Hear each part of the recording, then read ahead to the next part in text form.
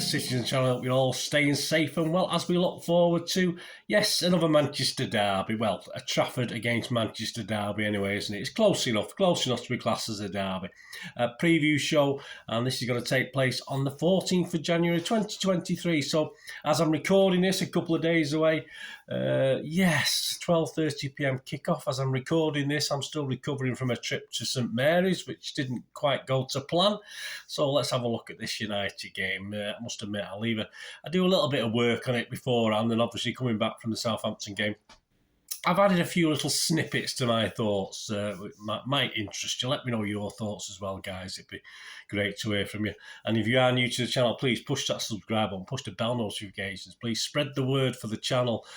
Much appreciated. And of course, if you are pressing any buttons, give us that like button a little bang as well. Smash that like button for me if you can, guys, just to make an old, slightly unhappy City fan a bit happy. I mean, I've even got a Southampton fan at work to go and confront tomorrow, so that will be fun. But hey, the best team won. Simple as that. And you can't argue with them, can you? Just got to tell the facts as they are. Right, this is on BT Sports. Our overall record at Old Trafford, it's not as bad as it used to be. We've played 83 times in the league.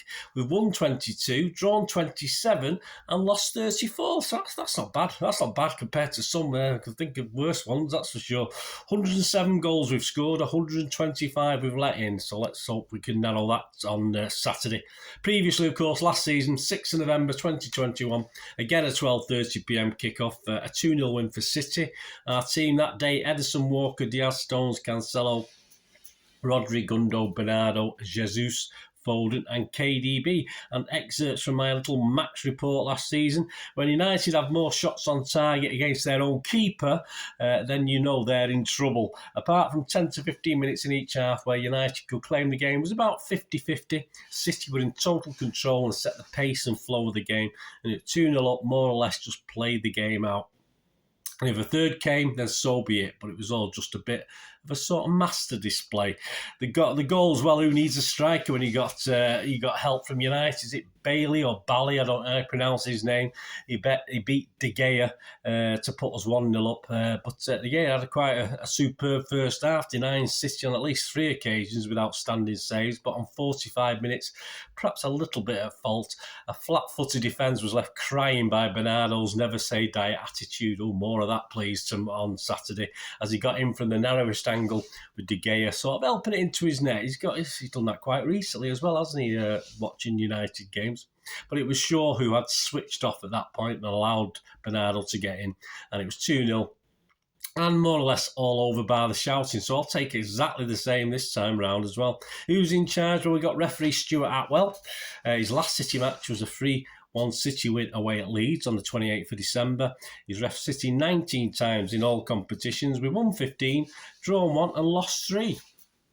And to City players, almost, 18, 19, 30, not quite. 31 yellows and 3 reds, so just slightly under 2 cards a game every time he's ref Cities. Linos are Gary Bezic and Darren Cann.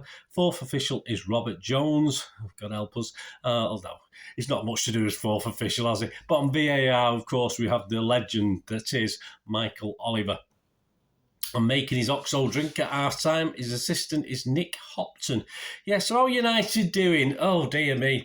Well, old Ten Hag, the 10 Bob Pep, as we call him, is actually looking okay, which is a little bit disappointing for us City fans, now that the old Ronaldo freak show, the old Ronaldo circus has been closed. It's beginning to look a little bit better for United. They're not the finished article by any means, but they certainly look a reasonable top 4 team, at least at the moment, which might not be said for some others.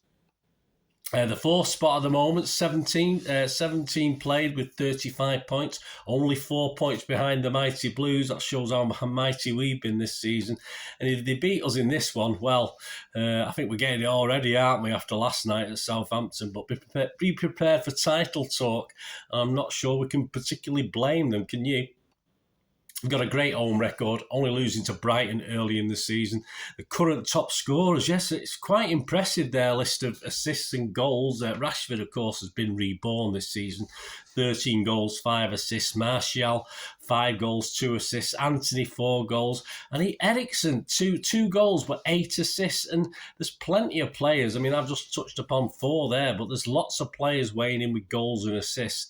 And to cap it all at the back, Mr. De Gea is winning them points again. I mean, he's actually keeping them, he's turning potential 1 point into 3 points by playing some great stuff after, of course, falling out of favour as recently as last season, I think. So he could be another pain, not just from a defensive point of view for City being tested, but of course having to take our chances, which we're not always the best at, are we? United will be happy with the draw, but obviously that will keep them within 4 points. That will keep it manageable. But Ten Hag may be hoping to sneak this, and I must admit, after watching last night's game, I think Ten Hag will be hoping just to beat us, not sneak it, but actually do some damage. And of course, the confidence I think in Ten Hag is United team, and especially the fans who will be certainly until City or if City start to dominate this game will be fully behind them. It can't be ignored. The on and off the pitch, the confidence around United at the moment, and the lack of confidence around City. Although obviously we've sort of part of that's been our own fault, hasn't it? I think if we allow them to get their noses in front, as Southampton did the other night, obviously against a much different team, I expect, it's going to be tough going. And the thing is, they will get chances and moments, and if they can make the most of them, they will cause us big, big problems. So we have to be strong. We have to be better at the back than we have been. That's for sure. Because it could actually, this is in danger. This is in danger for me of, being a competent City victory, but he's also in danger of becoming a perfect storm for them as well in this game. It's really up there, really weird. City's hammering of United at the Etihad was a joy to behold for about 75 minutes till we let them back in it. Well, this City, both then and now, after the World Cup, were just a little bit inconsistent. I don't believe looking quite as good as the team squad, and I certainly wasn't quite as confident as I was before that Etihad derby, that's for sure. And add to this a much improved United. We have to give them credit. It is a much improved United side. And we put in a similar display that we did at home to Everton in the league, and the first half away at Chelsea. All right, we were slightly better the second half. We weren't pulling up trees. We weren't fantastic, and that's not to mention. Let's not even broach the subject of that pathetic performance at St Mary's the other night. It might not go too well this if we put a sort of half-arse, let's say, half-hearted display in against United. And Pep still seems unsure as to his best 11, claims he's confused, he's been playing with ridiculous thoughts before this derby. Of course, it's all part of the mind games, it's all part of trying to put Ten Hag on the back foot. Of course it is. But unfortunately, we've seen on the pitch that perhaps all isn't totally well, and it's not so silly what Pep is saying. So he's promised us a ridiculous 11, or it could be a ridiculous 11. But if the Saints game was anything to go by, I've been calling that the ridiculous Pep 11 part 1. This could be part 2 at the Swamp, unfortunately. And looking at the 11 who played against Southampton, we can assume, I think, based on what was on the bench, who's going to start against United. So let's just have a look at that bench against Southampton. Ederson, Ake, Haaland, Rodri, De Bruyne, Bernardo, Akanji, Mahrez, Lewis. There's 9. All right, we can question Lewis against, let's say, Walker. I mean, after that Saints display, why would Pep put Walker in? But obviously he was playing out of position. But personally, for me, against United, I'll put that display to one side last night where Walker was asked to play centre-half. Surely Walker is the shoo-in and not Lewis for this derby. But hey, as I said, Pep's already promised certain things. Can we squeeze Alvarez in against United? His energy and skill, when it's all working and when the boys around him are working well, can cause so many problems. We know that. But will Pep take that risk? I mean, if Haaland comes in, which we fully expect Haaland to start this game, will there even be a place for Alvarez? I doubt it very, very much. Left back, are we with Ake? Do we have any options? Surely Gomez and Cancelo will be passed over on current form. There's no doubt about that. I mean, if suddenly Cancelo appears again, as he perhaps would have done 12 months ago as a routine, be fine. But I can't see that happening. I think we're going to be Mr. Ake over there. And Stones, is he fit? What's happening? Was he injured? He wasn't fit enough to be in the squad last night. That is a big worry. I mean, if surely Stones and Akanji is the way to go, which wouldn't mean a spot for Laporte, who didn't do anything particularly. Probably one of our better players at St Mary's. Will Foden be given another chance after what? Let's be honest about it. It's been a real up and down time for him before the World Cup and after the World Cup. I'm sure, and you, me, these questions and more will be answered, of course, at 11:30 a.m. on Saturday when we get the Peps 11. And of course, this continuing soap drama of Pep and City will go on for another day, another derby, and a very, very important derby. I used to have there's a programme I looked at the other day. It said decisive derbies on the front from the 70s, and yeah, I think could probably give this an equal sort of billing. So here we go. Here it is, guys. Let me know what you think. Let me know what you want. This is my expected ridiculous Pep 11 Part 2. Ederson, absolutely no doubt in this world. Ederson. Walker, I'm going to go for Walker. We'll see with Lewis. Stones, if he's fit. If not, Laporte has to come in. Akanji to partner him. Aki on the left. Rodri, no doubt about it. KDB, Bernardo's got to play. Bernardo's been rested for this. Bernardo will be, hopefully, top form. He likes the game against United. Let's hope he does it this time. Rodri, KDB, Bernardo. Excuse me. And the front three has got to be Haaland. It's got to be Mahrez, who didn't play at St Mary's. And is Pep going to give that other option to Foden? Yeah, why not? He's a local lad. We know what it means to him playing a derby. All right, his form's been a bit in and out. But at the moment, he's going to be stuck on the wing. That's probably where he's better. So why not? Why not Foden? Why not a double hat-trick again for Foden and Haaland? Yeah, I don't think that's going to happen. Just anyway, let me know your thoughts. That's my 11. I'm hoping to get 9 or 10. I'll be disappointed if we don't get 9 or 10, allowing for the Stones if Stones is fit, etc. So let me know yours. Let me know your thoughts as well. And before we go, to sum up, just for you guys who like a little bit of the betting, let's have a look at interesting options here on the bookies. We're going to have a look at that. Please, I don't condone gambling, and when the fun stops, stop. All these prices are an average. You can get better than these if you shop around. You've got an accounts for different people. Some silly prices for this, guys. Bookies like us have no idea. So fill your boots. Some great prices for United fans. If you're a United fan watching this, some great prices for you. Or City fans hoping to glean something if all goes wrong. It doesn't soften the blow. I've done it many times. I bet against City and certainly when we were rubbish, when we used to play United in the 80s and 90s and O's. I've many times bet against City or bet on United to do things. And yes, it's nice to have the extra money in the bank. It doesn't soften the blow, but at least you get something out of it in the long run, and that's how you got to think about this thing. So, yes, some interesting prices, that's for sure, and I wouldn't put you off having a little flutter on United. As I say, if you want to increase your bank balance slightly or risk it, take a risk, and certainly not, all right, put your money on City. Hey, let's see what happens. You put it on at St Mary's, you'd be in trouble, wouldn't you? Right, to win the league, City are still favourites, 4-7 on. If we don't beat United, I expect that to start looking very iffy. Arsenal, who've got their own derby at the weekend, of course, they're 7-4 against.